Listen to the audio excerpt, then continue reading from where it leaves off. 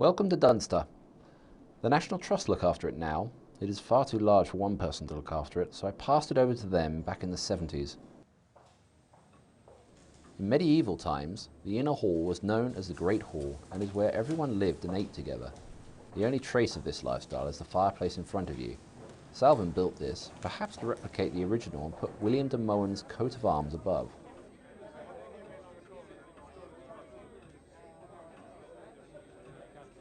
If we go into the dining room, or what was known as the Great Parlour, most of the guests have gathered here already. We'll join them later, after I've shown you around.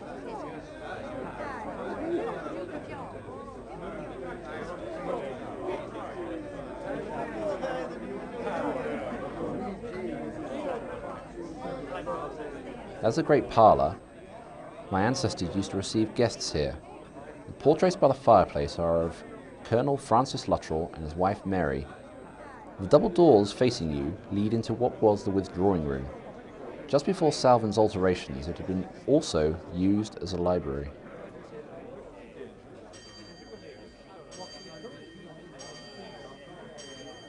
There is the lunch chimes. As we go back into the inner hall, if you look right, you can see how this room looked before Salvin's reconstruction. In my grandfather's time, he used to hold balls here.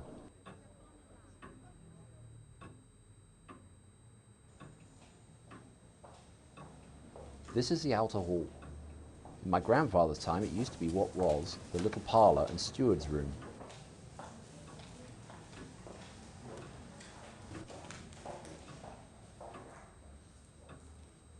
Remember Francis and Mary Luttrell and their ceiling? They built this wonderful staircase as well. Imagine them coming downstairs in their fashionable clothes to greet guests. Each panel tells a story, such as fox hunting and stag hunting. It used to fascinate me as a child, working out the figures in the carved panels. It was covered with white paint. I can't imagine the hours that were involved stripping the paint back to wood. Another instruction of Salvin's.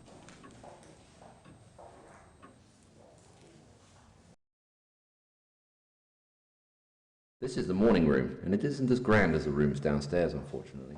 If you look out of this window, you can look across to East Quantock's Head, where my grandfather chose to make his home rather than here. Before I was born, it was the music room. Since then, my mother Alice occupied this end of the castle in her later years and used this as her private sitting room. Please mind the steps. If you go left just here and take a quick look, this is what is known as a wisteria bedroom.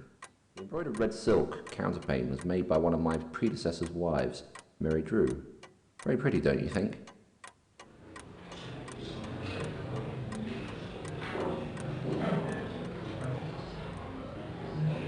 Turn left just here. This is East Quantock's Head bathroom. My father and mother modernised it in the 1950s, but the bath was originally installed in 1870. It had a cover that used to come down to screen whoever was bathing if someone else needed to go through to the bedroom. Quite fancy for its time, I believe. The bedroom is through this doorway. Again, it has changed since my parents' days, but I do remember the quilt on the bed and the dressing table. The daughters of Mary Drew, I am told, made the quilt in the 1800s. It is very old. We can go through to the leather gallery this way rather than returning to the corridor. Here we are. This is quite a favourite room of mine. It used to be a banqueting room. Leather hangings were often chosen as they did not retain the smell of stale food as much as tapestries. The pictures tell the story of Antony and Cleopatra. Antony, shown at the front, fell in love with Cleopatra and gave her many lands, which angered other rulers. Battle followed, and they fled. Antony stabbed himself and died in Cleopatra's arms before a poisonous asp bit her. It fascinated me as a child. Through this door is the King Charles room. It looks out over the approach to the castle and catches the sun most of the day, and would therefore have been a warmer room than some. It is where King Charles II is believed to have slept because of the warmth when he visited Dunster Castle. The little door beside the bed leads to what we call the priest's hole. There is a story that this very narrow room was the start of a secret passage. The plaster hanging depicts a judgment of Paris and has been moved here from another room. Did you want to look at the hangings again?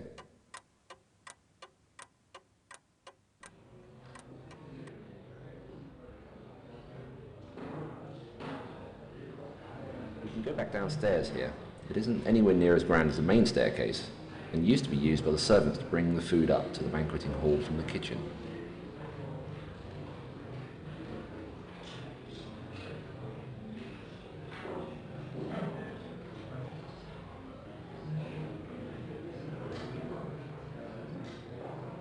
There are several pictures on the walls, 12 of which are William Hogarth satires, very popular in the day.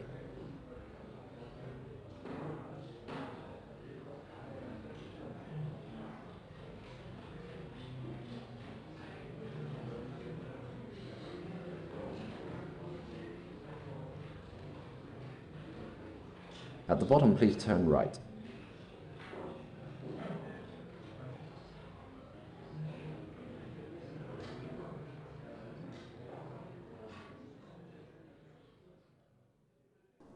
We will turn right just here. This little corridor leads to the armament room, which is permanently locked, and to the billiard room. The window looks onto the approach to the house.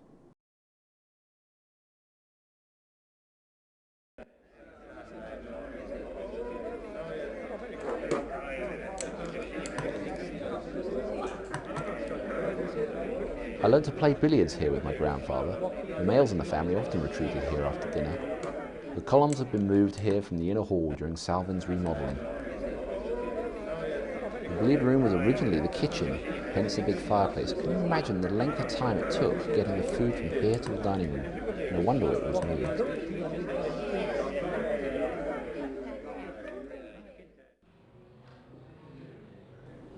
Mind the steps on the way out. Just a bit further on is a justice room.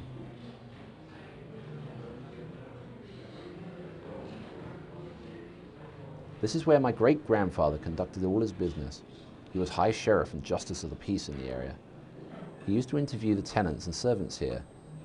The door at the end of the corridor gave independent access so that they wouldn't have to come all the way through the house.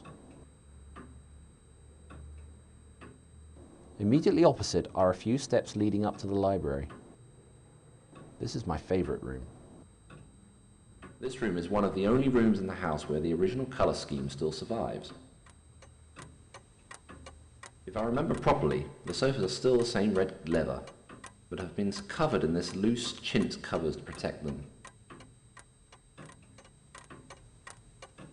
Salvin, replacing much smaller rooms, created these 3 rooms. He's done a very good job. To the left of the chimney is a portrait of my great-grandfather George, who engaged Salvin to remodel the house. On his right is my great-grandmother Anne. She was descended from Admiral Hood, whose namesake was the battleship that was sunk by the Bismarck in 1941. The conservatory replaces a chapel and creates a lovely link between the 2 rooms. Some of the plants here are very old.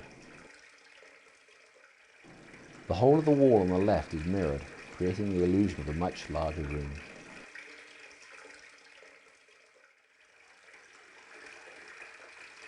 Going into the drawing room, if you just turn back, you can see how pretty the conservatory looks from the drawing room.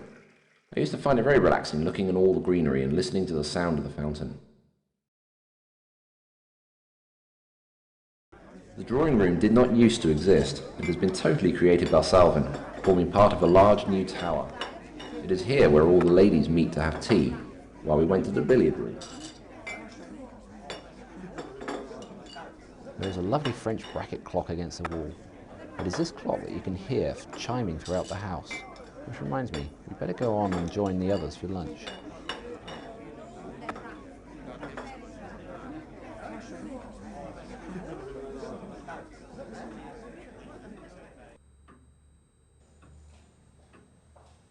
Did you want to take another look? Salvin has made a huge difference by adding this. It is quite a popular room now.